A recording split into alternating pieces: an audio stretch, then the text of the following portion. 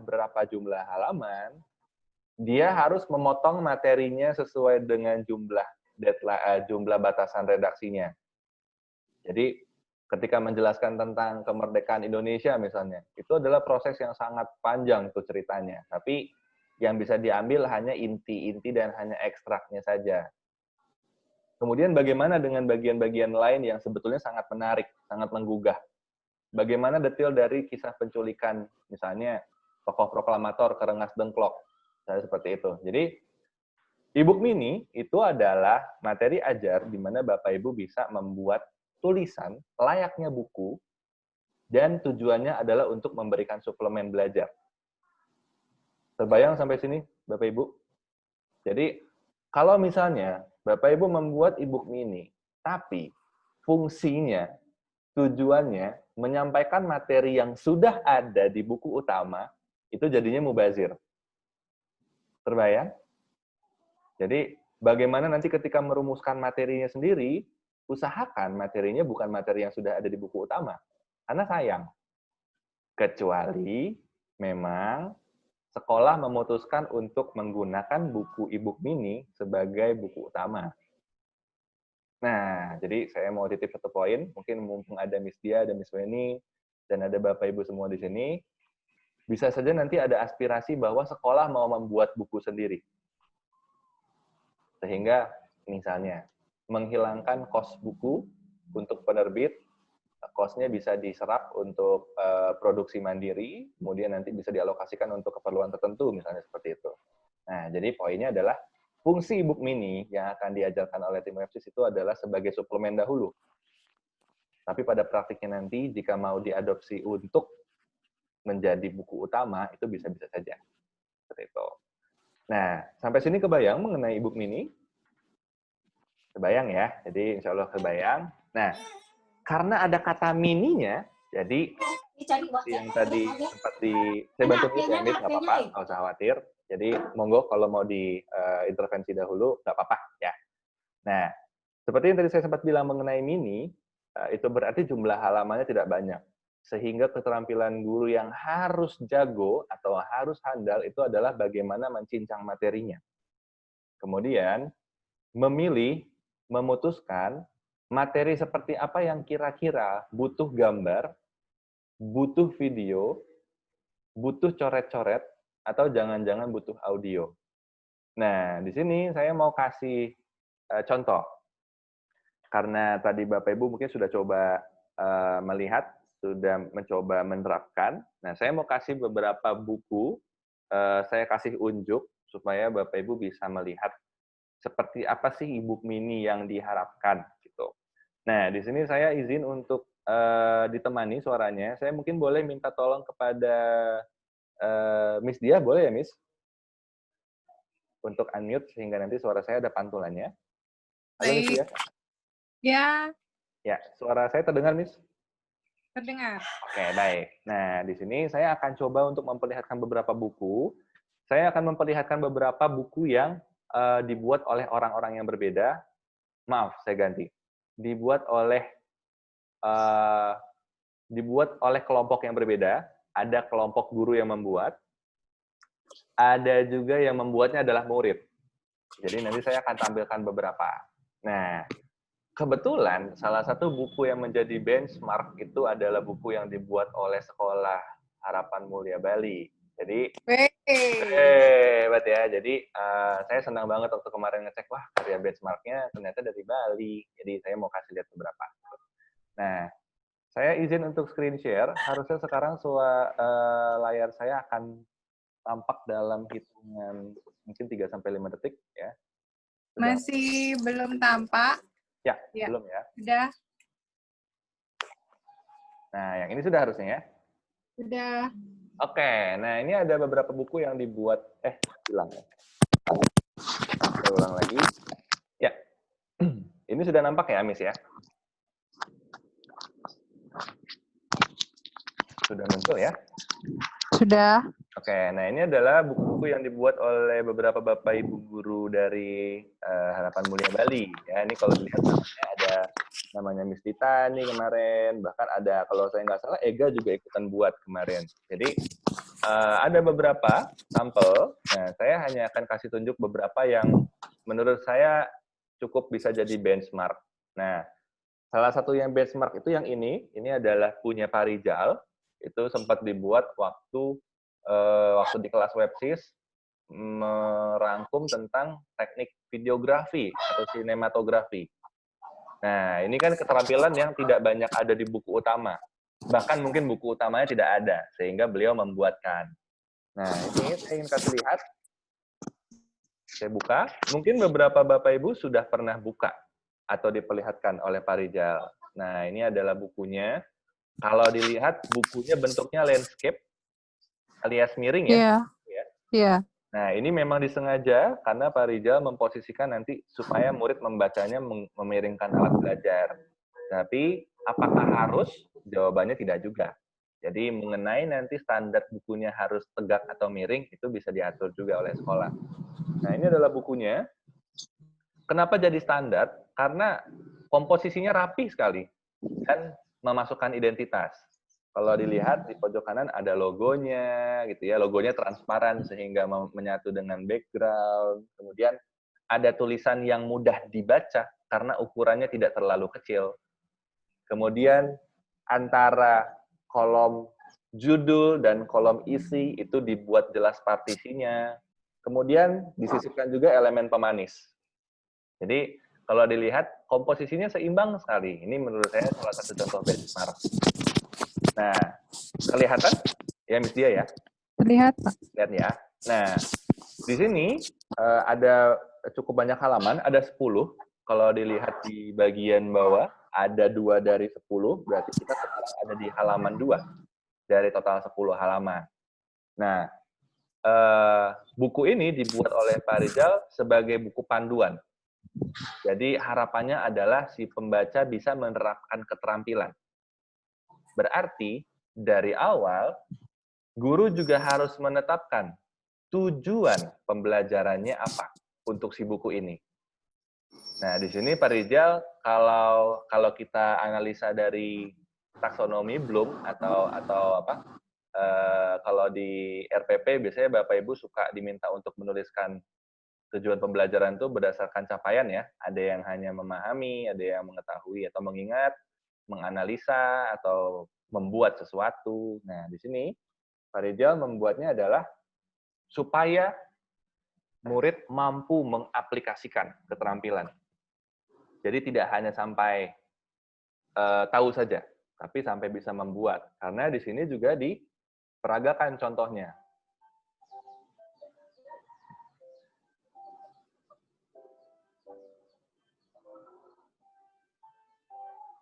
Terlihat videonya? Terlihat. Lihat ya. Apakah suaranya masuk? Kecil. Kecil ya? Ya, betul. Tapi kalau ini ditonton sebagai pihak pertama, ini suaranya ada background-nya. Nah, di sini Pak Rijal menjelaskan deskripsi untuk setiap teknik pengambilan gambar berikut dengan contohnya. Jadi, ini buku yang sifatnya jadi panduan. Nah, ini dibuat untuk setiap jenis teknik. Ada yang wide shot, ada yang mid shot. Nah, di sini dijelaskan kalau dilihat ada tulisannya, mudah dibaca, ada elemen pemanisnya. Kalau dilihat ada ini ya, ada coret-coretan tangan. Ya, ini komponen yang cantik, yang mempercantik modul. Lalu ada videonya. Nah, ini adalah bukunya. Membuatnya simple sekali ya. Jadi nggak perlu ada dekorasi yang terlalu kayak buku tuh ada bagian bawahnya, ada biru-birunya, ada kotak-kotak tertentu. Sebetulnya tidak harus seperti itu. Jadi bagaimana membuat bukunya sendiri bisa saja sederhana, tapi tetap bisa memandu murid untuk belajar sesuai dengan tujuan pembelajarannya. Nah, ini menurut saya buku yang jadi benchmark, karena rapih sekali. Beberapa sekolah bahkan sangat mengapresiasi dan betul-betul meminta bukunya waktu itu. Tapi saya waktu itu bilang ke Pak Rijal sih kalau ada yang mau minta. Gitu.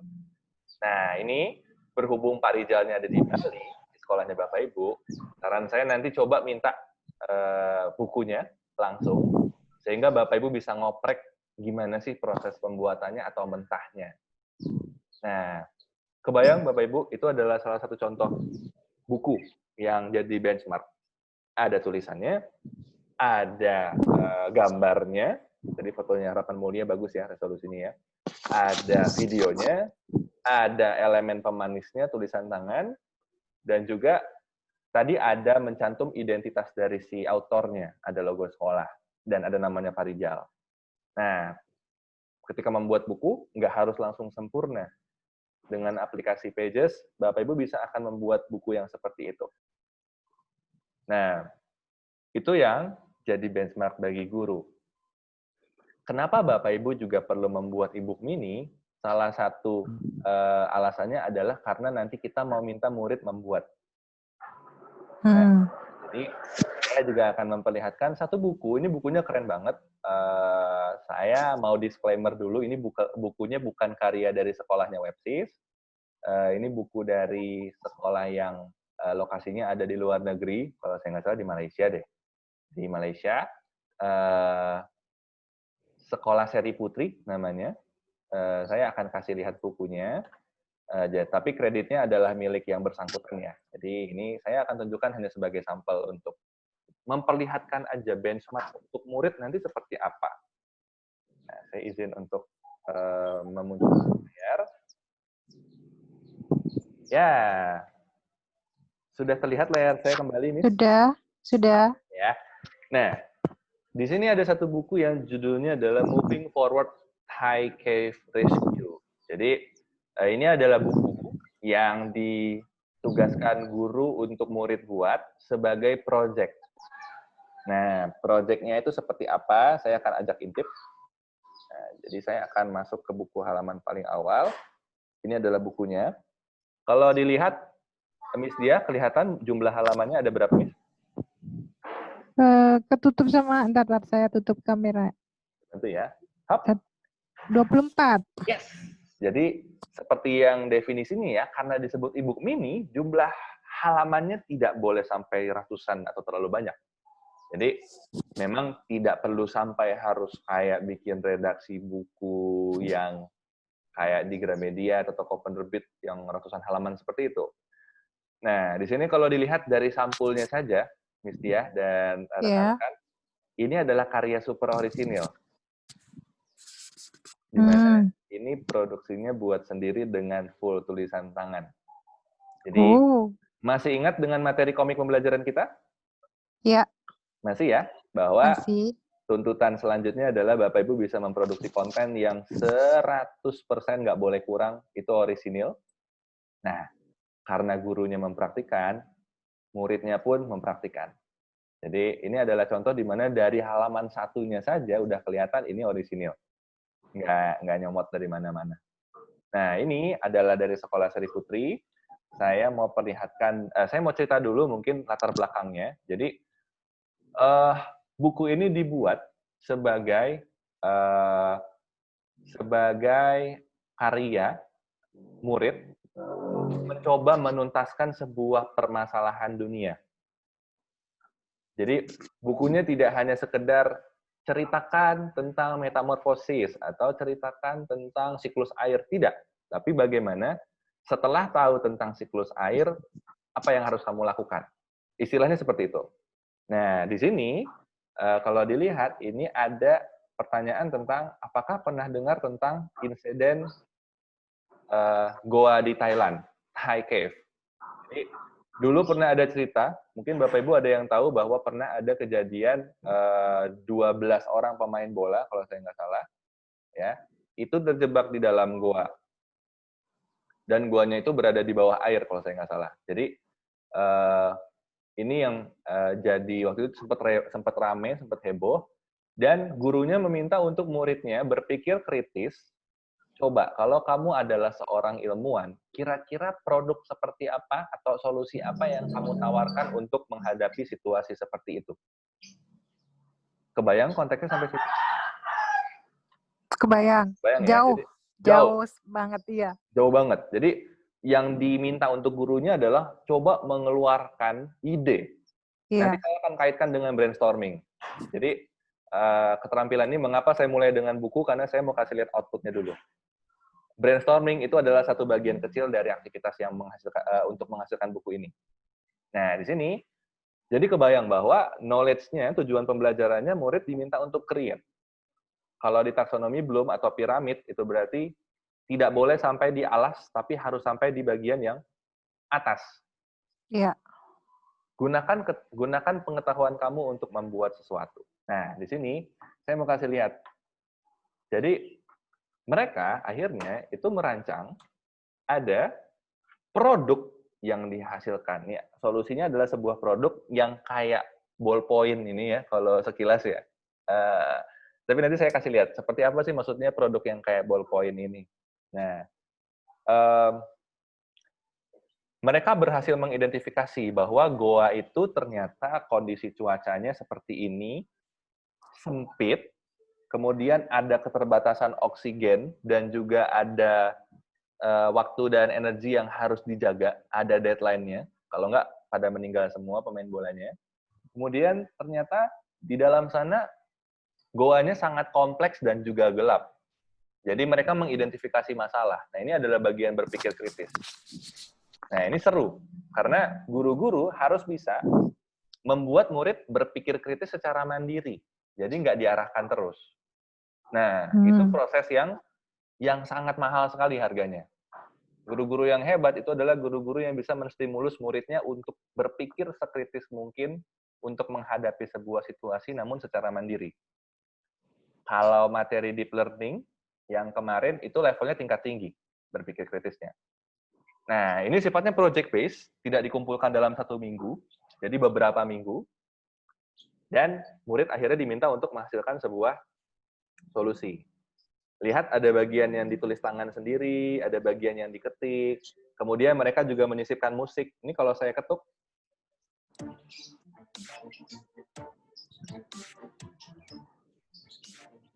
terdengar musiknya? Mungkin kecil ya? Terdengar, iya. Ya. Tapi tidak sekecil yang film tadi. Ya, jadi, nah di sini kalau diperlihatkan sebetulnya karena menggunakan e-book mini atau buku digital yang interaktif, peserta tidak hanya bisa menggunakan indranya 1 buah saja, tidak hanya mata, tapi juga telinga pun bisa dimanjakan. Kemudian aspek kinestetik juga, karena peserta akan diminta untuk klik di sini, klik di sini, klik di sini. Nah, di sini ada klikernya di sebelah kanan bawah. Ini adalah yang tadi saya klik untuk bisa memasukkan musik. Keren ya? Jadi bisa dikondisikan kombinasinya tulisan dan juga audio. Nah, akhirnya mereka berhasil menghasilkan produk. Namanya adalah Deleo. Nah, kita juga bahkan diajarin cara untuk membacanya. Deleo tuh kayak apa ngomongnya? Ini saya ketuk. Bacanya Deleo.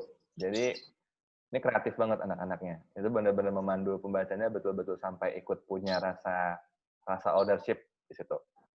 Nah, ini adalah produknya. Jadi, mereka merancang ceritanya adalah sebuah kendaraan alat gitu ya, mesin untuk bisa menyusuri goa dan menyelamatkan para pemain bola yang terjebak. Jadi saya ketuk.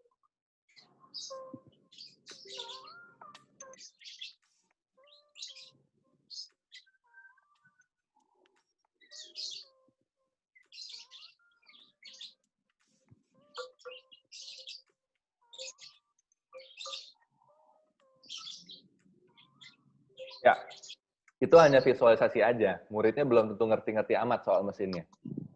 Iya. Tapi gambaran, itu ada aplikasinya ada. Bisa sampai Ada. Jadi ada aplikasi khusus. Nah, alasan kenapa sekolah memilih menggunakan iPad menurut saya sangat tepat. Karena aplikasi-aplikasi yang sifatnya content creation seperti ini itu tersedia banyak di iOS. Jadi ini adalah salah satu aplikasinya. Saya lupa namanya, tapi ini adalah aplikasi untuk membuat sebuah prototipe benda. Jadi karena waktu itu gurunya memancing mulailah dengan membuat sebuah produk item. Jadi mereka akhirnya terpikirkan, oke, kita bikin aja prototipenya. Karena kebetulan mereka nggak terlalu jago gambar, kita cari aplikasi yuk. Nah, jadi seperti itu. Sebenarnya nggak wajib, tapi muridnya punya ide seperti itu. Nah, mereka itu merancang tadi produk yang seperti board tadi, namanya Deleo. Kemudian mereka betul-betul menjelaskan bukunya itu untuk menghadapi situasi seperti apa, maka kondisinya itu seperti apa. Nah, di sini dimasukin video seolah-olah mereka ada dalam goa, kemudian dikondisikan betul-betul ceritanya itu mereka menggunakan alatnya seperti apa. Ini saya putarin ya.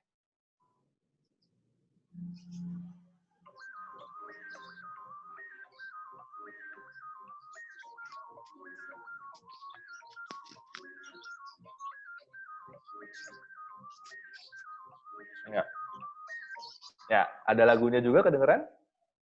Kedengeran? Kan ya, jadi biar dramatis katanya. Jadi seolah-olah lagi di goa gitu kan. Nah, oke, karena di awal situasinya sempit sekali gitu ya, maka memang pasti ketika dicolok itu akan ada muncul tekanan air yang sangat dahsyat gitu. Nah, untungnya alat saya dilengkapi dengan fitur titik-titik-titik-titik. Jadi menjelaskan bahwa fenomenanya, masalahnya apa, produk saya bisa apa. Demikian terus seperti itu. Masalah kedua adalah ternyata ada bagian goa yang deklok gitu ya, sulit sekali, tapi tenang saja, alat saya bisa apa. Nah, ini adalah bagaimana murid bisa menuangkan ya hasil berpikir kritisnya ke dalam sebuah produk, kemudian diceritakan untuk khalayak publik. Nah, ini terus seperti itu.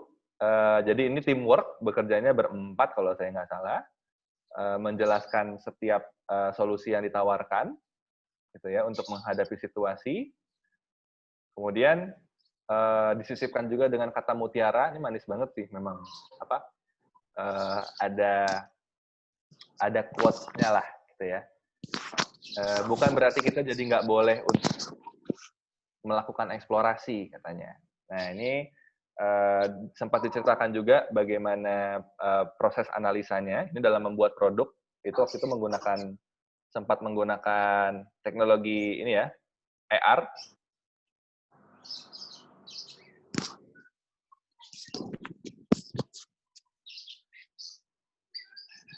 Nah, itu aplikasi juga, aplikasi khusus, itu terpisah, itu aplikasi lanjutan untuk membuat prototype, namanya adalah Augment. Nanti kalau tertarik dan mau coba, boleh-boleh juga dibuka, gitu ya. Nah, ini adalah bagaimana mencoba membuat solusi lainnya. Nah, ini keren banget. Jadi, mereka betul-betul memikirkan berbagai macam solusi, tidak hanya intervensi, tapi juga antisipasinya. Termasuk membuat semacam kayak simulasinya juga. Ini menurut saya agak lucu sih. Jadi kalau dilihat gambarnya di sini, saya coba tampilkan ya. Jadi bohong-bohongan ya. Ini sebenarnya kan nggak di hutan ya. Ini mah bisa-bisaannya aja nih. Di taman. Iya, sebenarnya taman, tapi pakai efek di atas daun gitu ya. Ceritanya lagi di hutan. Kemampuan untuk bercerita itu jadinya sangat dibantu karena ada teknologi. Jadi menyuguhkan storytelling tentang sebuah pembelajaran, wah itu anak-anak sebetulnya kalau dipancing dengan tepat oleh bapak dan ibu gurunya, itu hasilnya bisa keren banget. Nah ini adalah salah satu karya, hanya salah satu karya dari murid yang ada di sekolah Sri Putri. Ini di Bukit Jalil, sekolahnya sudah dinobatkan menjadi Apple Distinguished School. Jadi cita-citanya itu arahnya mau ke sini. Di mana nanti kita punya EDI, guru-gurunya juga Apple teacher yang jadi handal. Lalu nanti muridnya itu ketika membuat karya itu ketika habis belajar, itu nggak cuma hafal atau nggak cuma bisa cerita atau menjawab soal, tapi bisa membuat apa. Nah ini adalah goal besarnya. Nah, kebayang seberapa kerennya kalau nanti murid-murid di HM ya, itu bisa membuat yang seperti itu. Kebayang. Kebayang ya. Cuman menggerakkannya yang agak butuh energi. Saya setuju. Saya setuju sekali. Jadi saya senang banget kalau Miss Diah punya insight itu. Betul sekali karena itu yang paling penting. Nah, itulah kenapa kami percaya Miss Diah dan Bapak Ibu bahwa yang paling penting itu adalah role model. Sebetulnya, ketika gurunya membuat, muridnya itu nggak punya alasan untuk tidak membuat. Bahkan biasanya murid nggak mau kalah dari gurunya. Benar. Murid itu gengsian, Miss. Jadi, karena katanya mereka milenial atau Gen Z atau Gen Alpha, kemudian kalau gurunya bisa bikin, masa saya nggak bisa, itu mereka mikir kayak gitu. Jadi, sebetulnya dengan Bapak Ibu guru bikin e-book, juga, itu murid-murid akan terpancing. Nah, kebayang bagaimana strateginya, sebetulnya seperti itu. Iya. Ini pengalaman saya Pak James ya, kan kemarin Monggo. udah diajarin personifikasi. Mhm. Nah, habis gitu saya terapin ke anak bikin video yang ada personifikasinya, saya kasih tutorialnya cara bikin. Karena saya ngajar matematika, saya kasih soal, dia ngerjain sendiri. Ternyata ada komentar yang amazing buat saya, dia bilangnya gini, "Ternyata susah ya, Miss, jadi guru harus bikin video." Tapi, punya dia bagus. Bagus ya. Cuman jadinya, ya memang harus begini, jadi anaknya harus bisa juga, kayak gitu. Iya. Jadi dia tahu, cuman ngebentuk itunya harus perlu energi. Ayo Betul. kumpulin, kayak gitu. Betul, saya setuju. Tapi sudah ada pengalaman nyoba personifikasi yang kemarin ya, Miss ya? Sudah, anak-anak sudah. Jadi seneng sih, jadi bikin bagus-bagus juga. Lebih bagus mungkin daripada punya gurunya. Iya ya. Nah, itu dia, Miss. Saya selalu sependapat dengan pendapat itu, Miss dia, bahwa murid-murid kita itu beruntung karena lahir udah langsung pegang teknologi. Sehingga pasti lebih jago, Miss, secara teknik. Iya. Nah, benar. Jadi bukan tugas guru untuk membuat e-book yang sangat perfect, itu enggak. Menurut saya bukan. Menurut saya enggak harus. Tapi bagaimana guru setidaknya paham cara pakainya, kemudian mampu ngajarin, itu sudah jauh lebih dari cukup. Nah, itu yang nanti, itu PR-nya kita. Nah, sekarang kan Bapak Ibu kebayang bahwa benchmark-nya Bapak Ibu itu sampai seperti itu. Itu benchmark yang ditetapkan kalau mau jadi EDS dan kalau mau sekolahnya maju. Nah, tapi tidak perlu buru-buru. Jadi nggak harus langsung jadi yang seperti itu, enggak. Nah, bisa mulai dengan karya yang sederhana dulu, sebetulnya. Oleh karena itu tugas yang ada di Telegram, kalau Miss dan Mister lihat, itu kami sengaja buatnya yang sesimpel mungkin dahulu. Setidaknya Bapak dan Ibu mencoba dahulu keterampilan dasarnya. Nanti, kalau mau diterapkan, dicoba versi lebih lanjutannya, monggo. Jadi seperti itu. Sejauh ini, adakah pertanyaan dulu mengenai e-book? Ya. Saya Monggo. bertanya sekaligus sharing. Monggo, Miss. Tadi dijelaskan bahwasanya e-book adalah suplemen. Benar ya, Pak James? Betul. Nah, biasanya ya setahu saya kalau kita beli buku nih kadang di Erlangga memang sering ada yang cuman materinya dikit, soalnya banyak. Terus kita aplikasinya ke anak-anak, jadinya anak-anak lebih bingung karena nggak sepadat dengan buku-buku yang dari penerbit lain. Nah, mungkin kesimpulan saya mungkin kayak buku Erlangga tuh udah kayak jadinya hanya sedikit-sedikit aja cuplikannya. Nah, kita juga pernah nyoba kurikulum Cambridge beberapa tahun lalu dan gagal di Harapan Mulia. Itu kalau Cambridge juga sama hanya cuplikan, tapi murid dibawa untuk deep learning-nya yang sangat tinggi dan kita kehabisan waktu untuk menggiring anak-anak ini ke sana dan gurunya ngos-ngosan lumayan. Jadi gagal. Setelah kita aplikasi 2 tahun, balik lagi deh ke konvensional. Nah, sharingnya itu gimana caranya kita, kalau misalnya memang harus butuh waktu ya, biar anak-anak itu bisa terbiasa. Nah, dari guru-gurunya dulu. Kalau dari sisi manajemen, gebrak-gebrak meja lah, istilahnya itu bisa. Tapi kalau misalnya gurunya nggak bisa bergerak, cara sebelah mana lagi nih gitu. Terima kasih. Terima kasih kembali. Oh, itu insight yang sangat bagus gitu ya. Saya tampung dulu, mungkin nanti siapa tahu ada Bapak atau Ibu guru lain yang mau bertanya juga, saya akan sambil keliling ya, Miss Tia ya. Oke. Ada mungkin dari Miss atau Mister yang lain yang mau punya pertanyaan seputar e-book mini? Teknis juga nggak apa-apa. Ya. Jadi, kalau memang ternyata ada keingintahuannya soal teknis, walaupun nanti teknis bisa coba setelah sesi dan tadi sebelum sesi udah nyoba, nggak apa-apa. Ada?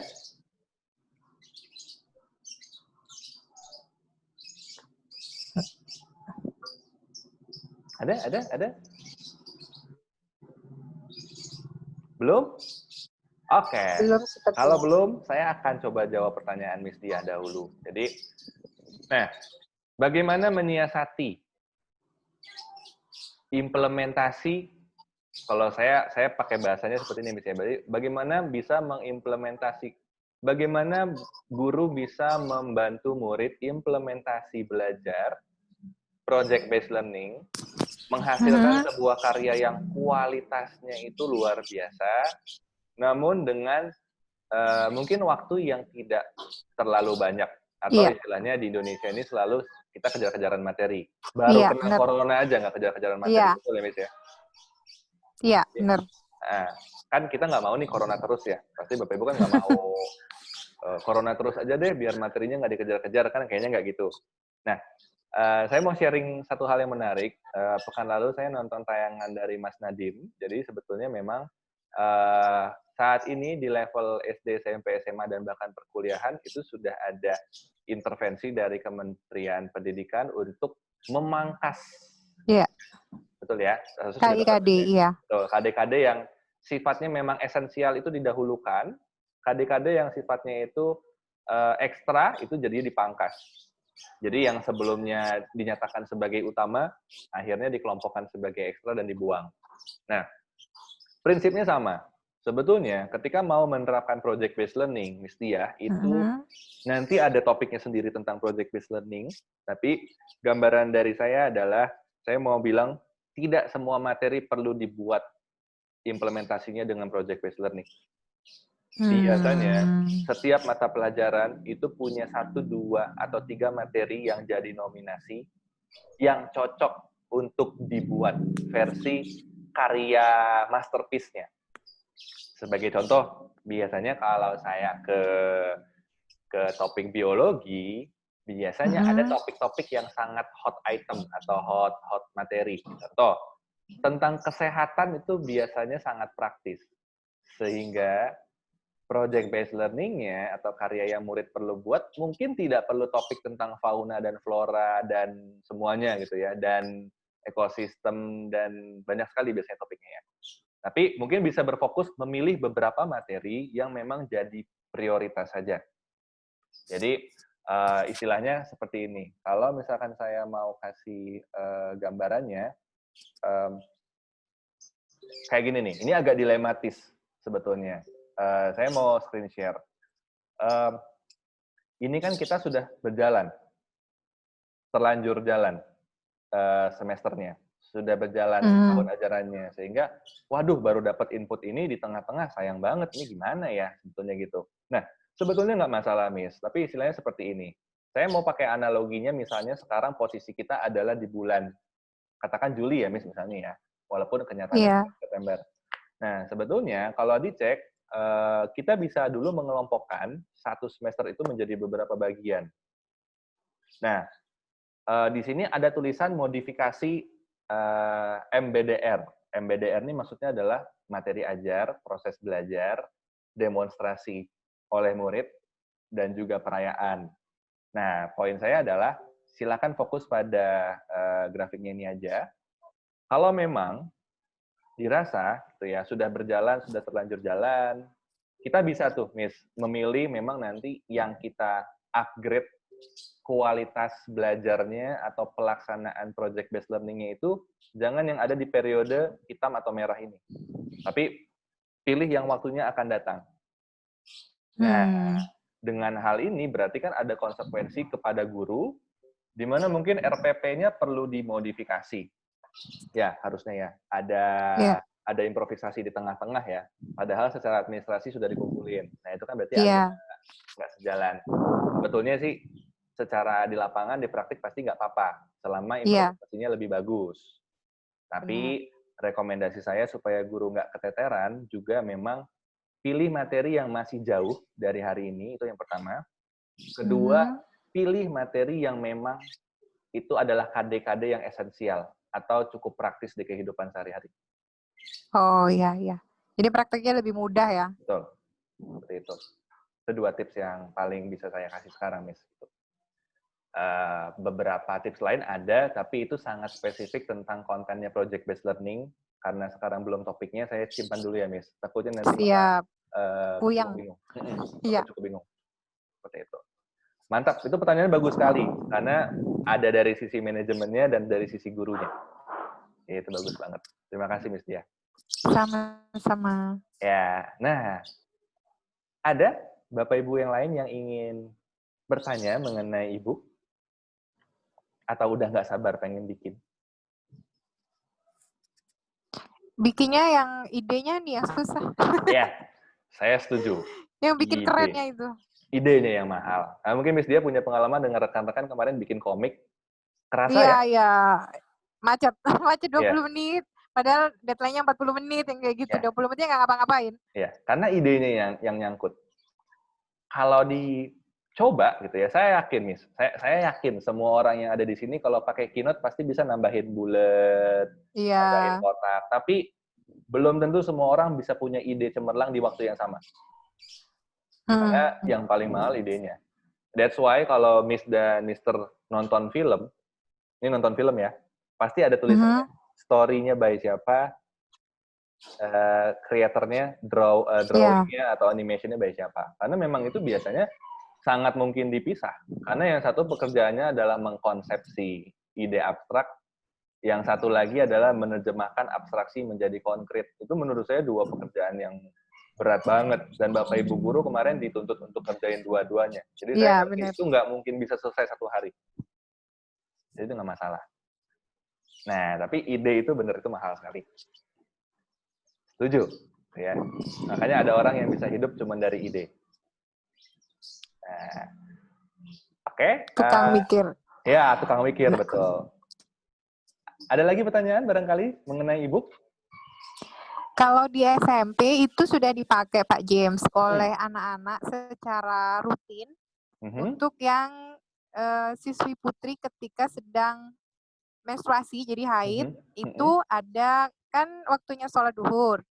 Nah itu dia nggak dapat sholat duhur kan, jadinya kita bawa ke perpus, terus bikin kayak rangkuman, kayak rangkuman, ya. Jadi di pages, kemudian rangkuman dari buku yang dibaca di perpus. Dan itu kita sudah punya banyak sekali. Mungkin bagus kalau dikasihin e-book itu ya, dijadiin satu gitu ya. Wah, ya bagus banget tuh. Itu ditampilin. Cuman nggak ada video-videonya, cuman tulisan anak-anak aja sebenarnya. Nggak masalah, Miss, menurut saya. Nah, ini mungkin karena pertanyaan Miss Dia bagus, maksudnya karena ada topik diskusi yang dibahas di sini, saya mau ajak diskusi Bapak dan Ibu. Ini pertanyaannya, kalau saya suka kasih pertanyaannya yang hitam putih abu-abu. Jadi ini sifatnya opini ya, Bapak Ibu ya. Kira-kira, apakah e-book itu wajib memuat foto dan video? Untuk mempermanis mungkin? Biar nggak bosan lihat tulisan aja? Oke, itu bisa. Apakah pertimbangannya hanya pemanis? Biar, karena ada siswa yang bisa audio, bisa visual, bisa dengan hanya cara baca. Oke, berarti tergantung juga dengan segmen penerima bukunya, ya Miss ya? Iya. Karena gaya belajarnya mungkin beda-beda. Saya setuju. Iya. Nah, poin saya adalah, jika memang ternyata dilihat karya-karya murid selama ini, atau karya-karya guru, bukunya nggak ada komponen multimedianya. Mari kita periksa terlebih dahulu. Jangan-jangan memang karakteristik materinya tidak cocok untuk pakai foto atau video. Karena, seperti ini. Kalau saya mau menjelaskan tentang rumus dari gaya adalah massa kali gravitasi, saya bisa hanya tulis M kali G. Cukup. Saya nggak butuh gambar apa-apa mungkin. Tapi, kalau saya mau menjelaskan tentang proses, katakan siklus air. Siklus air itu adalah air yang terkena pancaran sinar matahari, kemudian berubah menjadi uap air, kemudian uap air berkumpul di udara, membentuk sebuah padatan putih bernama awan. Nah, itu kan panjang, satu panjang. Kedua, ada banyak istilah-istilah yang murid mungkin nggak kebayang kalau nggak ditunjukkan bentuknya seperti apa. Uap itu kayak apa, awan itu kayak apa, sinar itu seperti apa. Jadi, jangan-jangan memang ada karakteristik materi yang tidak perlu pakai gambar sama sekali bahkan. Gitu. Biasanya gambar itu justru bisa jadi bumerang kalau memang penggunaannya tidak tepat alias hanya dekorasi. Karena murid akan gagal untuk mengkaitkan tulisan dengan gambarnya. Ini kok tulisannya cerita ini, tapi gambarnya tidak terlalu nyambung. Nah, kemarin waktu saya buka presentasi guru-guru yang baru pertama kali pelatihan dengan WebSys di bukan Smart Classroom, itu saya sempat nemuin tuh, bahwa ada yang menjelaskan tentang mesin, tapi gambarnya gambar kue, gerak-gerak. Oh. Ada yang menjelaskan tentang aki, tapi gambarnya adalah gambar peri pakai tongkat. Jadi saya nggak bisa menggabungkan, oh nggak nyambung nih, ini nggak terlalu nyambung. Jadi justru malah bisa bikin murid berpikir, nggak nyambung. Jadi kebayang bahwa jangan-jangan memang sisipan gambar dan videonya sendiri itu belum tentu harus selalu pakai. Tapi saya yakin ada materi yang sangat bagus ditambahkan dengan gambar dan video. Contohnya kalau menunjukkan proses, step by step sholat misalnya, atau step by step untuk mengambil gambar, misalnya seperti Pak Rizal tadi, itu pasti butuh gambar dan video. Jadi, mengenai menyisipkan gambar dan multimedia sendiri, nanti Bapak Ibu perlu bijaksana tuh. Seperti itu. Siap. Mantap. Tapi bagus banget, Miss, kalau misalnya ternyata murid sudah punya nih kompilasi, misalkan murid-murid putri selama 1 tahun, kan, misalnya HAID itu kan siklus bulanan, berarti setiap bulan pasti 1 kali masuk perpus. Sehingga 1 tahun mungkin ada 10 kali, berarti sudah ada 10 karya. Dikali jumlah murid putrinya banyak. Iya, Nah, banyak banget. Di kelasroomnya numpuk. Iya, jangan-jangan justru malah bisa di branding nih dengan jadi sebuah produk. Misalnya, mungkin ada sebutan istilah khusus dengan periode perempuan yang misalkan tidak dianjurkan melakukan sholat misalnya karena bulanan. Saya nggak tahu apa nama istilahnya. Tapi misalnya ada istilahnya adalah merubah istilah tersebut menjadi produktivitas. Oh ya, biar positif ya. Produktif meski sedang titik-titik. Jadi bagaimana sekolah itu sangat mengarahkan murid itu bisa memanfaatkan waktunya tidak hanya untuk jadinya tidak ada tugas atau malas misalnya, bahwa memang diarahkan untuk selalu bisa bermanfaat bagi orang lain. Nah, itu keren banget kalau jadi program sekolah menurut saya. Siap. Nah, saya ingat itu pernah di-sharing di kelas WebSys dan banyak yang mengadopsi, Miss. Iya. Jadi itu salah satu praktik baik juga itu ada di Amerkam. Nah, itu menurut saya sekolah bisa tuh going extra mile dengan menambahkan branding seperti itu bagus banget. Cuman ini bagus dapat idenya dibikinin e-book mini. Yang kemarin-kemarin kan cuma ngumpulin aja. Ya. Ini bisa 1 step lebih maju. Bisa dibuat 1 buku. Besok. Betul. Iya, benar. Bisa 1 buku tuh. Iya. Udah ratusan unit sendiri. Ratusan barcode tuh, nggak usah sipo lagi. Iya, benar gitu ya. Jadi tinggal masukin aja. Seperti itu. Siap. Nah, sampai sini apakah ada pertanyaan lagi mengenai e-book mini sebelum kita lanjut ke brainstorming?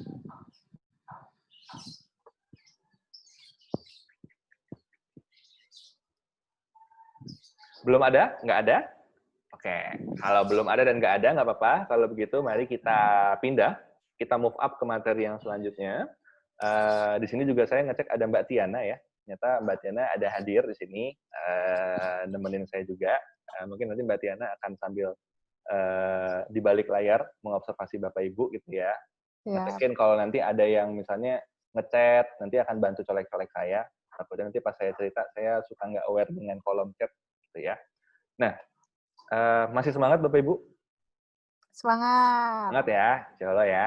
Nah, saya janji nggak akan lama-lama, saya berusaha untuk tidak ngaret. Jadi, izinkan saya pakai waktu 30 menit seenggaknya dari start 13.40 WIB. Ya, karena kita punya waktu sampai jam 14.30 WIB atau 15.30 WITA ya. Jadi saya sih selalu mencoba untuk kelar lebih cepat supaya Bapak Ibu bisa segera nyoba. Karena saya yakin Bapak Ibu pasti semangat nih pengen nyobain. Nah, mengenai brainstorming, saya akan dahului dengan sebuah pertanyaan Bapak Ibu. Pertanyaannya tolong nanti boleh direspon dengan chat, boleh. Dengan jawaban lisan juga boleh, saya akan buka mikrofonnya. Pertanyaan saya adalah, kapan harus brainstorming?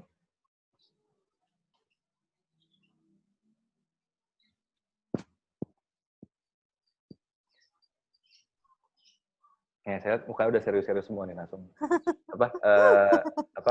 Ada ngernit di daerah ini hidung dan alisnya udah langsung kayak, kapan nih harus brainstorming ya, gitu ya. Boleh coba dipikir mungkin di kelas, kira-kira kapankah Bapak dan Ibu meminta murid untuk brainstorming, gitu ya. Kapan ya? Saya sambil bacain ya. Saya lihat di sini Miss Becik bilang, awal menyampaikan materi atau pelajaran. Jadi sebelum, ya. Oke, Miss Becik saya tambahkan sedikit dengan probing. Miss Becik punya pendapat di awal. Oke. Pertimbangan apa, Miss, yang dipikirkan kenapa murid itu di awal saja brainstorming-nya? Kenapa di awal ya? Mengapa baiknya di awal atau mengapa saya kayaknya punya ide di awal ya? Jadi nanti kita tukeran ya, tukeran insight ya. Oke. Bapak Ibu yang lain? Kenapa? Kapan perlu brainstorming? Kapanpun, tergantung audiensnya. Oke, kapanpun bisa. Iya. Tapi tergantung audiensnya. Oke, Miss, kira-kira audiens seperti apa yang enak diajak brainstorming? Kalau udah mood-nya bagus, ceria, suasana kelasnya enak, giringnya enak, kasih aja deep learn-nya cepet, dep. Tapi kalau udah dia slow, harus bangun mood-nya dulu, sampai di tengah, baru bisa brainstorming. Oke, saya nangkap di sini berarti yang dijelaskan adalah prasyarat brainstorming ya. Saya setuju dengan Miss Dia bilang bahwa Mas James brainstorming itu ada prasyaratnya, bahwa harus ada mood dulu. Karena brainstorming itu menumpahkan ide, saya setuju bahwa ide itu nggak bisa Miss kalau kita habis putus cinta. Ya, dikasih ide, udah stuck langsung. Lagi sungut-sungut gitu ya, itu mungkin susah. Tapi betul sekali saya setuju bahwa ternyata brainstorming itu sendiri idealnya ketika mood memang sedang bagus-bagusnya. Seperti itu ya. Oke, saya setuju, saya tampung juga. Oke, di sini ada dari Mas Melvin. Mas Melvin ini dari tim Websis juga, gitu ya. Jadi lagi sit in untuk nonton sesinya juga. Belum pernah ketemu dengan rekan-rekan di Bali. Jadi Mas Melvin ini belum pernah ke Bali ya Mas ya. Jadi ini lagi nyimak untuk mampir ngelihat-lihat. Nah ini adalah wajahnya. Ini Mas Melvin ini tampan orangnya, Bapak Ibu, berpawan sekali. Ya. Nah ini salam kenal gitu ya. Selamat bergabung Mas Melvin. Nah, saya mau bacain juga punya Mas Melvin, karena selain sit-in ternyata juga ngasih ada pendapat juga. Kayaknya cocok untuk dipakainya itu adalah kalau brainstorming itu kapan, pertanyaannya, jawabannya adalah menyusun mata ajar di awal tahun atau saat ingin mengembangkan ide dasar. Jadi, berarti sudah ada ide atau wacana, tapi kayaknya kurang dan butuh ditingkatkan lagi gitu ya Mas Melvin ya. Maka brainstorming itu jadi salah satu senjata. Itu juga bisa, saya setuju. Ya. Bapak Ibu yang lain, kapan pakai brainstorming? Saya pancing dengan pertanyaan Bapak Ibu ya. Kira-kira materi seperti apa yang perlu, wajib, bahkan opsi terbaiknya adalah melakukan brainstorming supaya murid paham? Yang ada kaitannya dengan kehidupan sehari-hari. Oke, yang ada kaitan dengan kehidupan sehari-hari. Contohnya boleh, Miss Dia? Saya itu ada materi, saya ngajar matematika, saya itu ada materi kongruen dan kesebangunan. Jadi harus dibedakan mana kongruen, mana kesebangunan. Awalnya itu dikasih ujian, ini gambar ini kayak apa, ini kongruen enggak, yang kayak gitu. Habis gitu disuruh nyarinya di rumahnya masing-masing. Gambarnya yang kadang ada yang ngasih jawaban benar, ada yang enggak. Tapi dengan itu mereka paham mana yang namanya kongruen, mana yang kesebangunan. Oke. Berarti materi-materi yang kayaknya aplikatif ya? Iya, tapi kalau sudah menghitung, udah wafat deh. Oke, saya bisa setuju. lagi.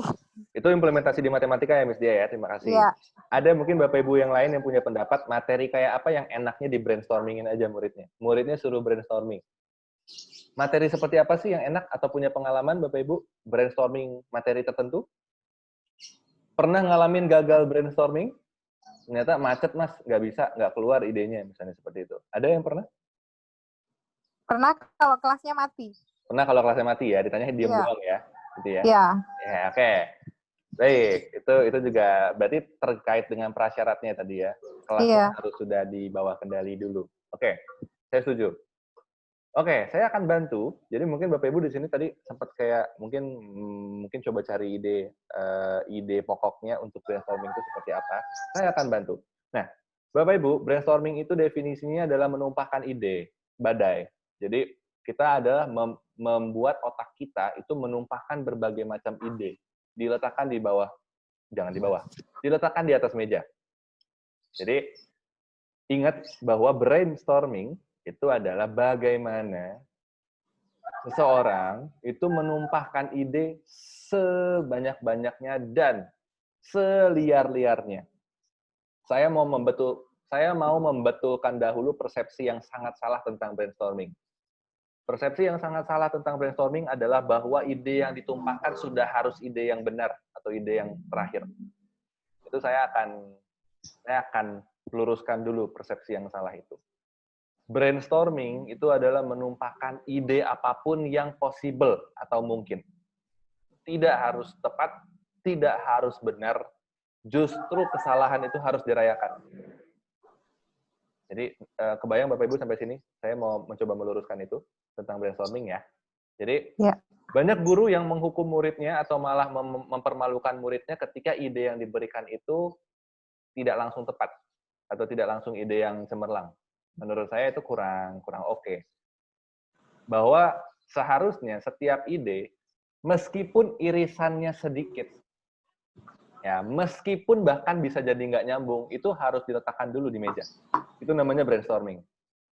Jadi sebetulnya, gitu ya, brainstorming itu adalah bagaimana kita betul-betul rame-rame bergotong royong menumpahkan ide. Terlepas dari benar atau salah, tepat atau tidaknya saat itu. Itu brainstorming. Nah, biasanya setelah semuanya tumpah, itu baru akan bisa kita lakukan seleksi atau filter. Jadi, brainstorming itu sebetulnya itu sudah dimulai sejak dari awal idenya tumpah.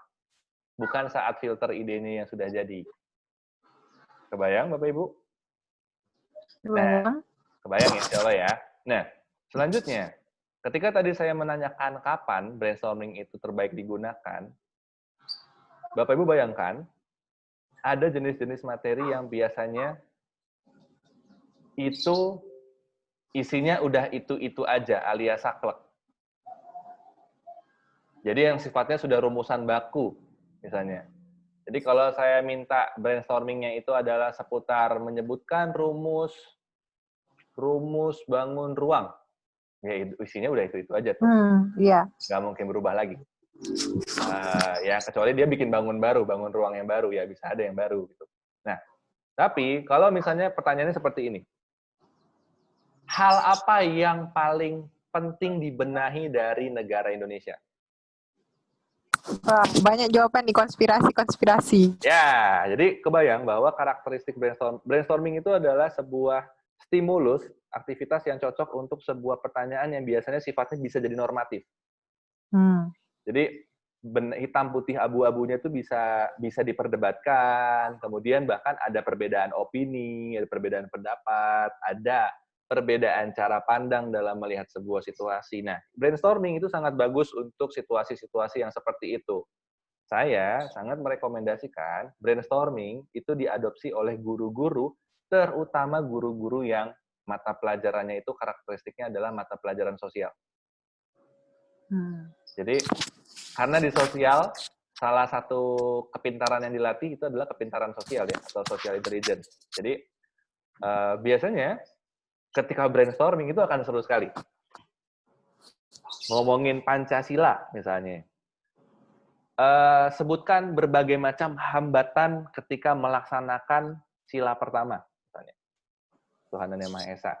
Itu murid pasti punya tuh, berbagai macam pengalaman hidup, berbagai macam ide, atau berbagai macam gagasan, yang mungkin relevan di dirinya sendiri, belum tentu dimiliki orang lain.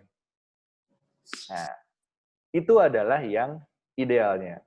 Apakah mata kuliah atau mata pelajaran yang sifatnya sains atau eksakta nggak bisa? Enggak juga. Saya setuju dengan kalimat Miss Dia bahwa selama itu ditarik dalam kehidupan nyata atau aplikatif gitu ya, penerapan kan seseorang bisa beda-beda. Ya. Jadi kalau saya mau nanya soal persegi, kita bisa aja nulis gitu ya. Bagaimanakah penerapan terbaik rumus luas persegi dalam hidup? Ya bisa aja untuk menciptakan sebuah produk bermanfaat, membuat rumah, membuat apa lagi seperti itu. Sebetulnya bisa juga digunakan, tetapi ini sangat luas digunakan untuk mata pelajaran yang sifatnya sosial. Tapi bisa juga untuk semuanya. Seperti itu. Nah, itu adalah kalau brainstorming skenario-nya digunakan untuk mengumpulkan gagasan atau pemahaman. Ya, apakah bisa digunakan untuk skenario yang lain? Bisa. Nah, saya balik lagi. Saya mungkin mau menunjukkan tadi ada proses waktu Bapak Ibu membaca e-book, gitu ya. Saya akan kembali ke yang sebelumnya. Tadi saya sempat memperlihatkan e-book karya murid-murid dari sekolah Seri Putri. Nah, di sini, ini udah hasil jadi nih, Miss dan Mister. Kalau dilihat, ini mereka sudah mengidentifikasi bahwa hambatannya ada 1, ada 2, ada 3, ada 4. Apakah hambatannya hanya ada 4 ini? Sebetulnya, di dunia nyata? Enggak. Mungkin aja ada banyak. Betul sekali. Jadi, saya lihat Bapak Ibu ada yang menggeleng, gitu ya. Betul sekali. Sebetulnya mungkin aja hambatannya, bukan mungkin. Pasti hambatannya tidak hanya 4. Tetapi mana yang jadi prioritas untuk dijawab permasalahannya dengan produk, nah itu pasti melalui proses brainstorming. Mungkin aja hambatan yang ditulis adalah dana, tenaga, apalagi jarak, dan lain sebagainya. Tapi bagaimana mereka fokus kepada beberapa area saja, itu jadi penting. Nah, diawali dengan brainstorming, kemudian difilter, disaring, berakhir kepada beberapa putusan, beberapa ide pokok yang dipertahankan. Nah, proses brainstorming itu jadinya adalah proses yang dimulainya dari awal sampai akhirnya seperti itu. Nah, dalam membuat produk ini murid pasti berkali-kali brainstorming. Bahkan mungkin melakukan pengumpulan ide, itu sendiri pasti memilih alat, itu pasti brainstorming. Jadi, saya mungkin mau memperlihatkan beberapa gambaran papan brainstorming yang mungkin bisa jadi benchmark, gitu ya. Di sini saya mau buka Telegram saya buka sebuah tempat penyimpanan. Di sini ada berbagai macam karya dari guru-guru juga. Layar saya kelihatan, Bapak Ibu? Kelihatan. Kelihatan ya. Ini adalah papan Jamboard yang digunakan oleh Bapak Ibu tadi. Tadi sudah ada yang mengumpulkan juga. Nah, yang saya mau kasih tips untuk Bapak Ibu, tips dari saya adalah optimalkan fitur yang namanya adalah post-it notes. Kelihatan post-it notes, di sini ada berbagai macam kotak. Maaf, ada kotak-kotak yang beraneka warna? Ada? Ada. Ada ya, ada yang warnanya kuning, biru, pink. Nah, ini adalah fitur yang sama. Ini adalah post-it notes. Dengan memberikan color code, jadinya murid dan guru itu bisa melakukan brainstorm dengan lebih efisien. Nah, ini ada beberapa contoh hasil brainstorming yang sudah matang. Nah, saya mau ajak untuk lihat nih. Di sini, coba lihat, ya. Ini bentuknya rapi. Ada berbagai macam post-it notes dengan kode warna yang berbeda-beda. Menyisipkan berbagai macam icon untuk membantu visualisasi. Menyisipkan berbagai macam gambar yang relevan dengan topiknya. Nah, brainstorming itu seperti ini yang jadi benchmark. Tapi ketika proses membuatnya itu pasti diawali dengan berantakan dulu. Pasti semuanya diletakkan dulu di meja bahwa ayo identifikasi masalahnya. Mungkin ngomongin masalah aja bisa satu papan sendiri tuh. Masalahnya apa ya? 1, 2, 3, 4, 5, 6, 7, 8, 9. Seperti itu. Nah, ini beberapa yang benchmark. Ini beberapa yang bagus. Saya tampilin di sini. Ya. Nah, ini adalah ketika minta murid membuat brainstorming sendiri, dengan menggunakan Jamboard, sebetulnya skenario-nya bisa dimodifikasi. Ini ada guru juga yang mencoba menerapkan Jamboard sebagai alat untuk mengerjakan tugas. Ya, sah-sah aja. Bisa-bisa aja. Tapi, balik lagi, keterampilan yang kita gunakan dengan Jamboard itu adalah untuk melakukan brainstorming. Nah, saya punya beberapa tips juga. Bapak Ibu, menurut temuan ya, ketika melakukan brainstorming,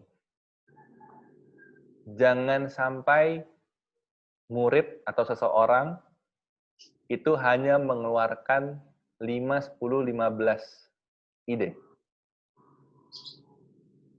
Bapak Ibu kalau mau tahu, ya, ide-ide yang harganya mahal itu adalah ide-ide langka yang keluarnya itu adalah ketika otak sudah terperas. Jadi kalau misalnya murid itu diminta untuk mengeluarkan ide, tapi baru mengeluarkan 1, 2, 3 ide aja itu udah kelar, saya yakin pasti 3 ide pertama itu banyak miripnya sama ide teman-teman yang lain. Iya, benar. Biasanya kalau kita di psikologi selalu ingat Bapak Ibu, ada yang namanya top of mind. Jadi kayak gini contohnya. Kalau saya sebut, coba Bapak Ibu ya, saya ngeceknya. Kalau saya sebut mie instan, kira-kira apa yang terlintas di benak Bapak Ibu? Merek mie instan. Indomie. Pak Reja bilang Indomie ya. Sekarang saya coba cek di sini siapa yang ketika saya bilang merek mie instan mikirnya Indomie. Padahal mie sedap. Mie sedap gitu ya, banyak ya. Jadi ketika ngomongin brainstorming Bapak Ibu, sebetulnya biasanya ide-ide yang muncul juga ide-ide yang top of mind aja tuh. Ide-ide yang top of mind. Jadi ide-ide yang klasik atau kayak mainstream banget. Jadi tips dari saya adalah ketika minta murid memikirkan ide, apalagi kalau tugasnya harus orisinil, jangan sampai idenya itu hanya ide 3, 4, 5 buah yang pertama. Itu pasti mainstream idenya. Tekan terus sampai mereka mengeluarkan ide yang semakin spesifik, ide yang semakin liar, ide yang semakin orang itu nggak gambarkan. Itu adalah kualitas ide hasil brainstorming yang bagus. Makanya, kalau Bapak Ibu lihat di dunia ini, produk-produk yang sekarang jadi peringkat terbaik dunia, itu pasti produk-produk yang idenya bahkan kita nggak pikirin di awal. Atau nggak kepikiran. Betul. Sependapat nggak Bapak Ibu? Betul. Bapak Ibu tahu Gojek, tahu Grab, gitu ya. Nggak ada dulu orang mikirin suruh orang segitu banyak jadi tukang ojek dan pakai aplikasi itu dulu nggak ada. Nggak ada orang yang dulu mikir untuk, kalau Bapak Ibu tahu orang-orang terkaya di dunia ada beberapa, salah satunya itu yang pemilik perusahaan Tesla. Ya. Nanti silahkan cek namanya ya. Nggak ada tuh dulu orang yang mikir mau bikin perjalanan untuk menuju ke luar angkasa, bikin mobil yang tidak pakai bensin, bikin idenya itu bukan ide yang biasa. Jadi idenya itu bahkan beberapa mungkin ide yang menantang arus. Nah, ide yang mahal itu adalah ide yang seperti itu.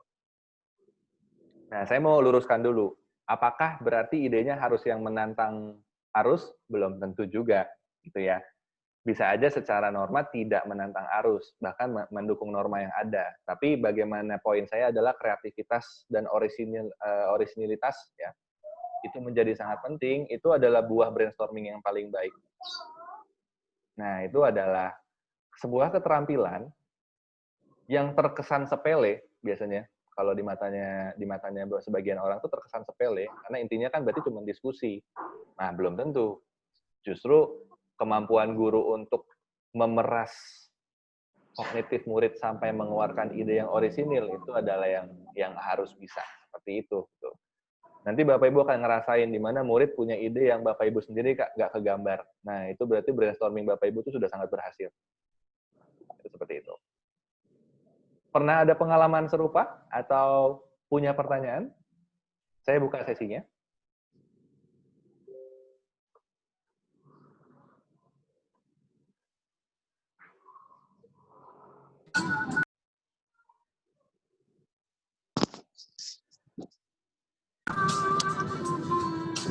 Ada? Pak Rizal? Lagi di mobil ya, Pak? Iya, monggo, Pak. Iya. Hati-hati ya, Pak. Nih, Pak Jams. Nggak masalah, Pak. Hati-hati, Pak. Kalau sambil nyetir terutama. Ini Bapak sama nyetir nggak, Pak? Eki. Oh, sama Eki? Ya. Oke, Kak baik. Riza lagi Ya, siap. belanja. Oh, lagi belanja. Baik. Iya, lagi belanja toko. Ya, baik. Hati-hati ya, Pak. Salam buat Eki. Hati-hati. Oke. Hati-hati, Ki. Ya. Oke. Ya, jadi monggo sambil nyimak nggak apa-apa ya, Pak. Nah, di sini saya sedang buka Oke, Pak James. forum. Siapakah yang mau mungkin bertanya atau mungkin menceritakan pengalaman terkait brainstorming-nya yang sudah pernah dilakukan atau kayaknya punya ide untuk besok melakukan brainstorming seperti apa? Silakan, saya kasih kesempatannya. Saya aja dulu, mumpung di sini juga ada orangnya. Jadi ini kaitannya sama Miss Ima yang namanya Husaima. Ya. Nah, beberapa waktu lalu, mungkin sekitar 3 minggu lalu itu ada deadline dari kurikulum harus ngumpulin video.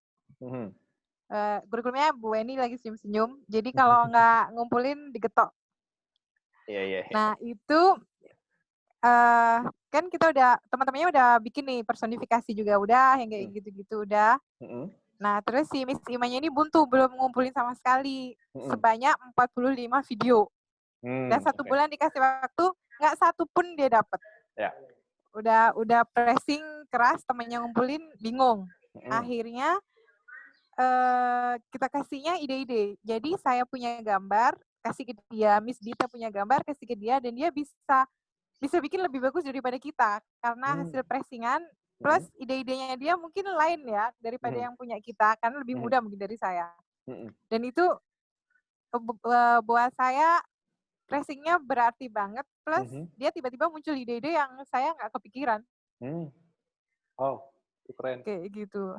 Tapi ya langsung dia dapat 1 hari itu dapat 15. Dari jam 8 sampai jam 12. 4 jam langsung.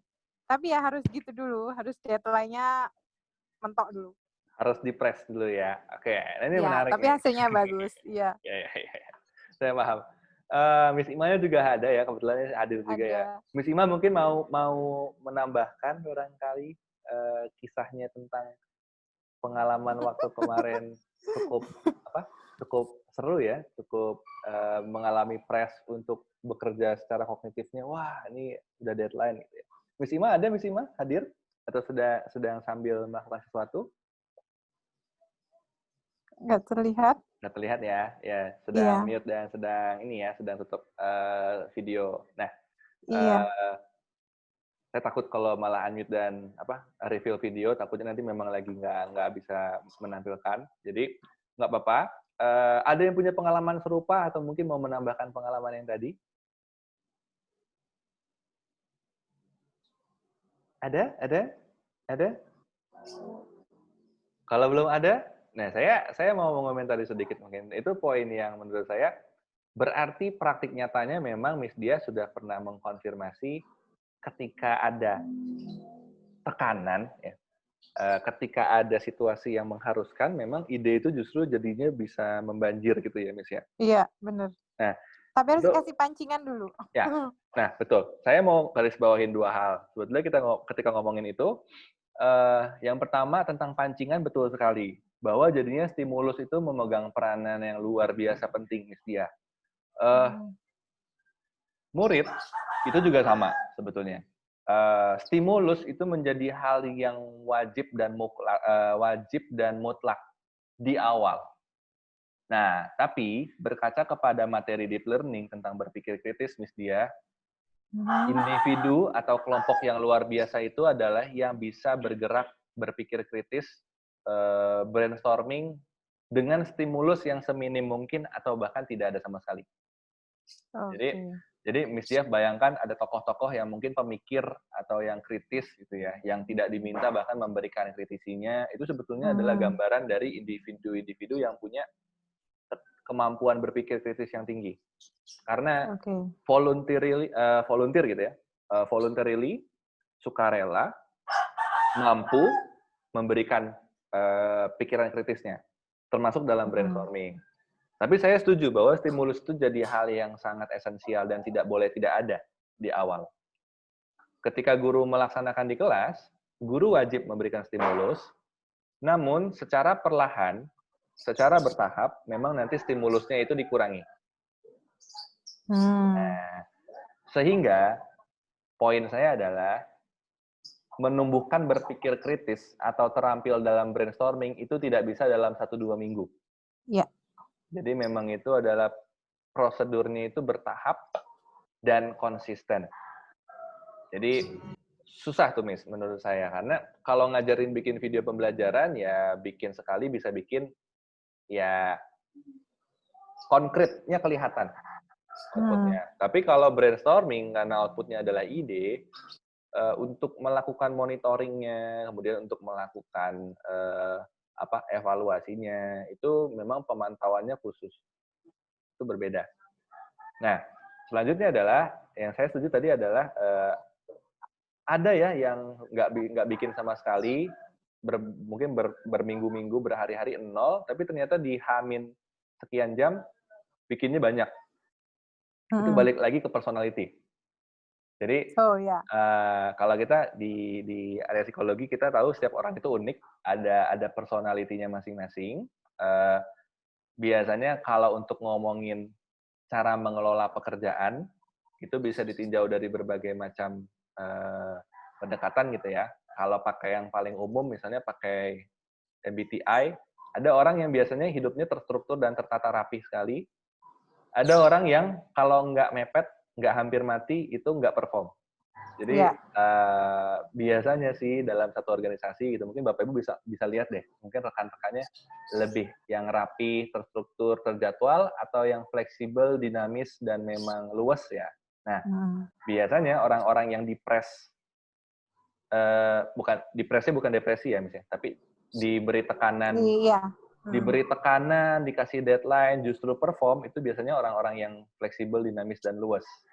Nah, saya nggak tahu tuh, karena saya nggak pegang alat tes dan nggak melakukan observasi langsung. Tapi mungkin Miss Dia dan rekan-rekan punya gambarannya ya terhadap baik sama rekan guru maupun ke murid juga biasanya. Murid pun demikian. Nah, itu menarik sekali tuh.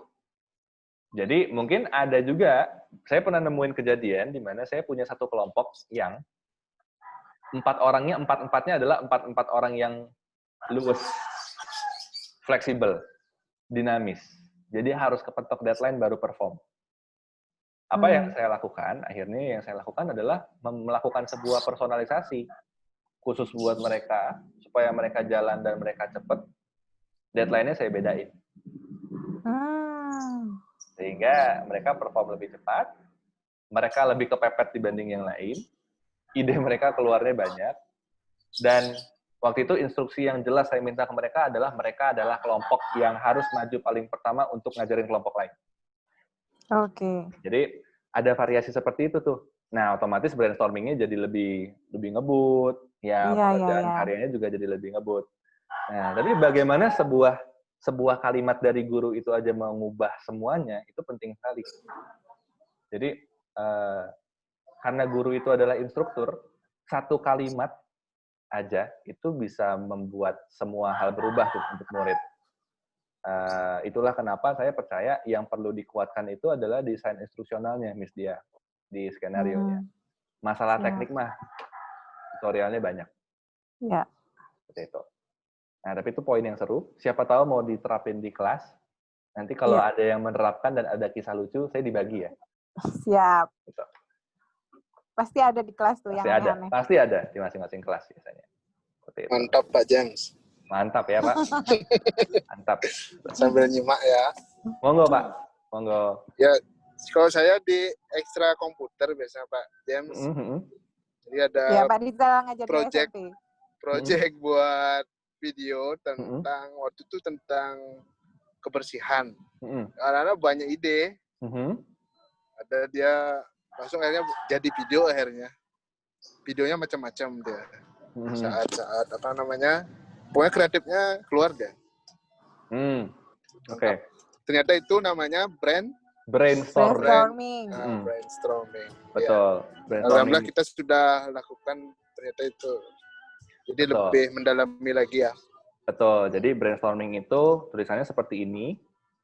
Sebetulnya ini kata dasar. Jadi memang otak dan badai. Jadi istilahnya itu kayak badai otak. Jadi bayangkan ketika badai, Bapak Ibu, kan tentunya ketika badai memang Bapak Ibu, salah. Ya. Ketika badai itu kan memang Bapak Ibu pasti nggak bisa tahu tuh. Maksudnya, mana ya yang terbang itu apa ya? Bisa aja kan yang terbang sapi, palu, paku, atap, batu bata gitu ya. Nah, bayangkan ada badai, ada banyak sekali benda. Jadi ada benda-benda yang tadi gitu ya, ada sapi, ada batu bata, ada paku, ada es krim, ada daun, ada apa lagi misalnya ada handphone, gitu ya. Ada panci misalnya. Nah, bayangkan memang secara harafiah maknanya adalah banyak objek yang terbang dan kita hanya butuh beberapa yang mungkin sesuai dengan keperluan. Jadi katakanlah setiap bongkahan ini adalah misalnya ini adalah satu ide. Gitu. Misalnya ini adalah ide 1, ide 2, ide 3, ide 4, ide 5, ide 6, ide 7. Nah, ketika kita sedang berbicara konteksnya adalah kita mau memasak, ya berarti memang mungkin ide-idenya tidak semua yang oke. Mungkin yang oke dipakai hanya yang ini. Panci. Hanya yang ini mungkin ya. Jadi memang secara harafiah sendiri Pak Rizal memang, itu yang namanya brainstorming, betul sekali. Jadi memang banyak benda, objek, badai, dan kita harus kita harus tumpahkan semuanya, kita keluarkan semua, tapi nanti yang difilter adalah beberapa yang memang cocok untuk tujuan kita, idenya apa. Nah, itu seperti itu. Jadi ini analogi yang menurut saya lumayan plek-plekan aja ya. Gitu ya. Jadi badai di otak, berarti kan badainya badai ide. Nah, ternyata banyak guru yang sudah menerapkan sebetulnya, tapi mungkin nggak ngeh dengan namanya adalah brainstorming. Biasanya guru-guru familiar dengan namanya adalah itu diskusi. Ya, betul diskusi. Ya, tapi diskusi itu terlalu luas. Karena biasanya salah satu hal yang perlu dibantu dari diskusi itu adalah guru-guru perlu menjelaskan output yang diharapkan dari diskusinya itu apa. Kadang ada yang bilangnya, oke anak-anak kita awalin topiknya ini kamu diskusi. Kemudian nanti kita bahas. Nah, kadang murid jadi nggak paham karena nggak dengan setelah saya diskusi output yang diharapkan spesifik itu apa sih? Apa ide? Apa tanggapan? Apa opini? Apa informasi? Misalnya kompetensi pengetahuan. Nah, kalau brainstorming itu sudah lebih spesifik. Biasanya yang diharapkan adalah ide atau gagasan. Itu. Tapi diskusi itu bisa aja. Instruksi untuk diskusi itu tetap valid dan bisa dipakai kok. Tapi memang terlalu luas, sehingga guru-guru perlu menetapkan dengan spesifik output diskusinya, Ibu minta kalian menghasilkan apa. Seperti itu. Kebayang untuk mempraktekkan brainstorming setelah ini, Bapak Ibu? Kebayang ya. Ini asik. Biasanya asik sekali, karena murid memang boleh ngobrol dengan sesama murid, dan guru pun nanti ikutan ngobrol di setiap kelompok murid. Jadi secara dinamika ini akan asik sekali brainstorming. Ada pertanyaan mengenai brainstorming? Seputar aplikasinya saya mungkin cerita sedikit. Aplikasinya itu bisa dibahas baik di smartphone maupun di iPad maupun di komputer. Jadi di laptop atau di PC juga bisa. Jadi memang kalau kita buka jamboard.google, Jamboard itu bisa digunakan menempel dengan akun email Google masing-masing. Di sini kalau dilihat ada saya juga sering menggunakannya untuk brainstorming. Biasanya saya sama tim saya rajin dan rutin untuk membicarakan berbagai macam ide. Karena kami biasanya selalu rutin untuk ada ide apa, itu kita ngomongin berbagai macam, ada data point, ada ide-ide, misalnya ide untuk melakukan deployment, atau kayak memberikan layanan. Ini layanan-layanan yang diterima sekolah, Ini berangkatnya dari kita memberikan ide. Ide apa lagi alurnya? Tempel, tempel, tempel. Ini kalau dilihat ada kotak-kotak yang kosong, ini kan yang dibuang. Ini enggak, ini coret, ini enggak, ini bagus, ini iya.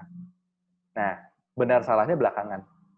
Fitur-fiturnya sih enak kok, ada alat tulis, kalau di iPad lebih nyaman, ada penghapus, alat tulis biasa itu semuanya disediakan, ada alat untuk memindah-mindahkan juga, ada selektor gitu ya.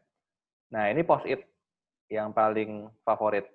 Iya, warna-warni. Manis sekali.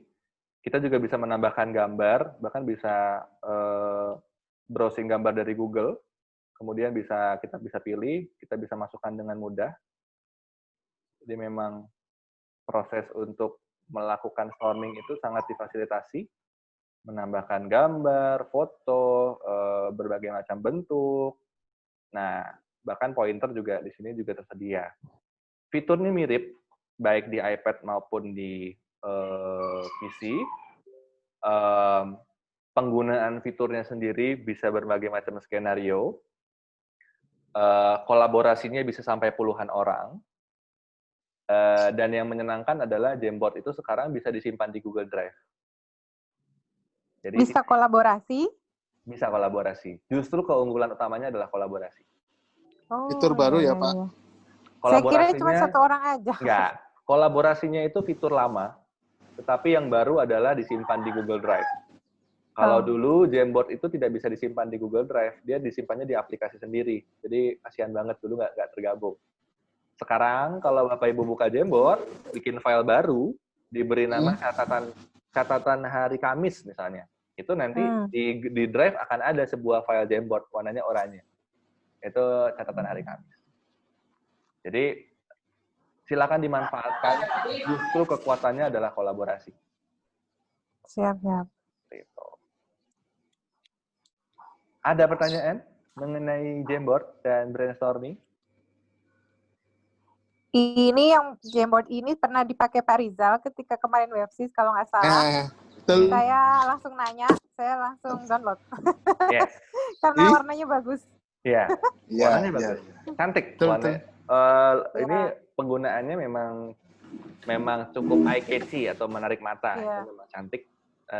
Dan saya sih sarankan memang ini rutin digunakan, khususnya kalau punya catatan rapat, misalnya rapat guru, misalnya diminta untuk menuangkan aspirasi, menuangkan ide, atau misalnya untuk sekedar catatan juga bisa digunakan, bisa diupdate, diperbaharui kapanpun, jadi dokumennya dokumen hidup,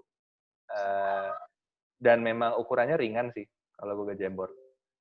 Nah, kemarin mungkin saya mau cerita sedikit beberapa alternatif penggunaan Jamboard.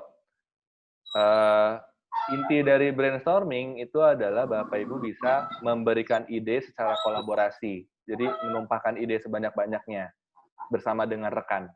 Nah, waktu pertemuan di tengah Agustus kemarin, itu saya dengan kepala sekolah dan wakil SD, itu juga melakukan brainstorming di sesi sebelah, di ruangan waktu habis hari kedua, di hari ketiga ya.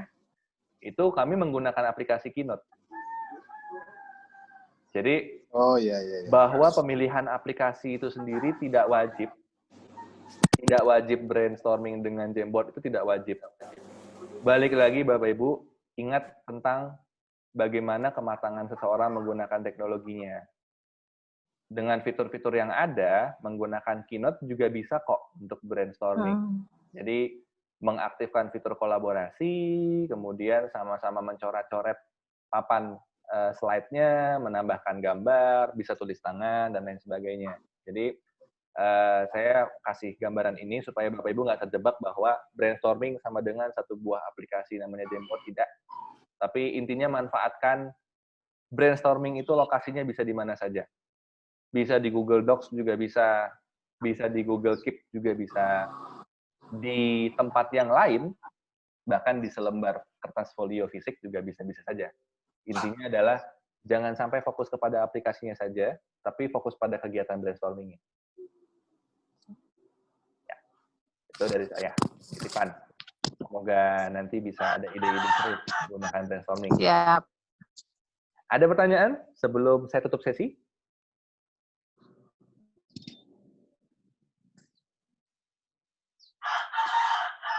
Belum? Tidak ada? Sambil Ada? praktek nanti kalau sambil jalan aja. Yes, boleh sekali. Paling di stimulusnya ya Pak James ya, yang utama ya. Betul, stimulus itu utama sekali Pak. Di awal ya Pak. Nah, baik, berarti di sini sudah sampai di akhir sesi, Bapak dan Ibu. Saya mau mengingatkan kembali soal tugas. Jadi, saya akan buka lagi Telegram saya. Di Telegram, saya salah ya. Ini saya screen share-nya salah, bukan Telegram. Di Telegram saya, itu saya akan buka di... bener ya, ini Telegram ya? Salah dong. Coba ya, saya bantu di sini. Kayaknya saya salah buka ini nih. Saya salah buka. Oh, karena desktop saya ini Telegramnya ketutup. Nggak apa-apa, selalu ada jalan. Nah, saya akan tampilkan layar saya, layar iPad saya. Saya bukakan Telegramnya. Layarnya terlihat, Miss Dia? Terlihat. Oke, nah di sini, jadi saya ingin mengingatkan kembali soal tugas. Jadi balik lagi karena tugas ini nanti akan dicatat, dilaporkan, jadinya ini menjadi tanggung jawab dari Bapak dan Ibu semuanya. Nah, jangan lupa untuk mengerjakan tugas. Ini adalah tugasnya. Ada 2 tugas.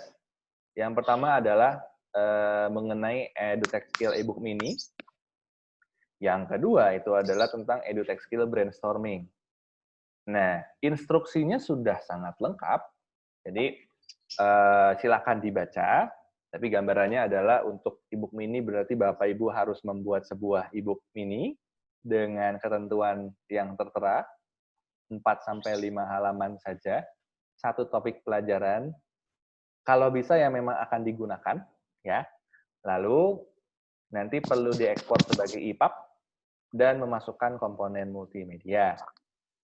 Nah, mengenai brainstorming, itu adalah Bapak Ibu diminta untuk membuat sebuah papan diskusi, berkolaborasi, memilih topik, dan kemudian menggunakan fitur post-it notes untuk sama-sama menumpahkan ide.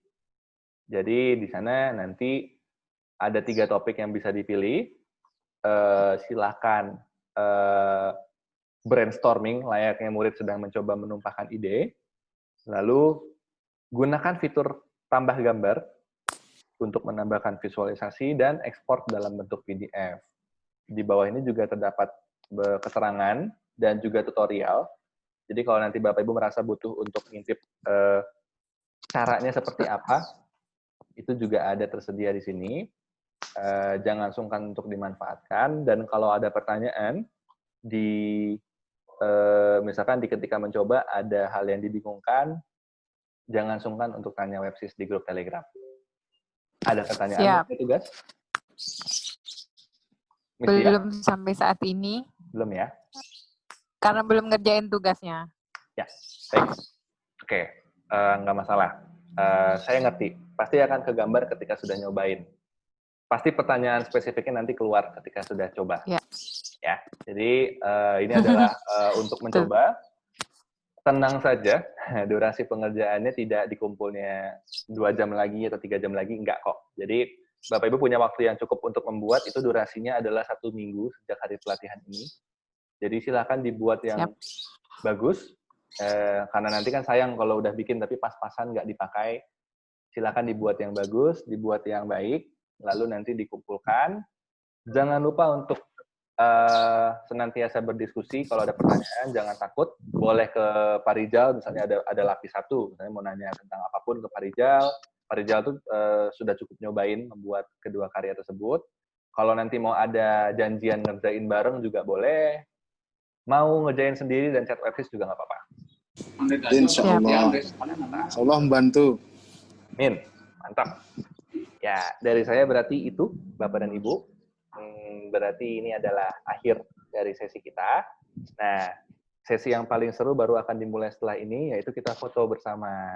Jadi silakan ditampilkan wajah-wajahnya. Ayo kita foto dulu. kita capture ya dokumentasi buat sesi hari ini. Ini berjalan sangat baik. Saya undang ya.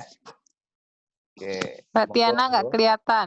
Mbak Tiana nggak kelihatan ya. Mbak Tiana kayaknya ini nih di balik layar lagi sambil ngapa-ngapain ya Mbak. Waduh. Iya.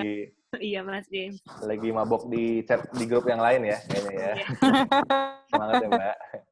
Jadi oke, kita akan ambil foto. Jadi buat rekan-rekan yang belum bisa tampil wajahnya nggak apa-apa. Saya akan ambil dalam hitungan ketiga ya. Oke. Hitungan ketiga, saya ambil fotonya. 1, 2, 3. Sudah Greg. Sekali lagi ya. Saya ambil lagi ya. Ganti gaya boleh, nggak ganti juga nggak apa-apa. Hitungan 3. 1, 2, 3. Greg. Yes, terima kasih Bapak dan Ibu untuk sesi hari ini. Semoga bermanfaat dan menginspirasi ya. Fotonya langsung saya kirim ya, Bapak Ibu. Terima kasih banyak. Terima kasih banyak Pak James dan tim Websis. Terima kasih banyak Pak Rijal. Terima kasih Bapak Salam Ibu. untuk semuanya. Terima kasih Miss Dia, Miss Becik. Terima kasih. Sama-sama. Ya, terima kasih Miss Gani, Miss Putri semuanya. Ya, tim Bapak-bapak Tampan Harapan Mulia Bali, terima kasih semuanya. Ya, sama-sama. Pamit. Sama-sama. Mari Bapak Ibu pamit dulu. Assalamualaikum. Waalaikumsalam.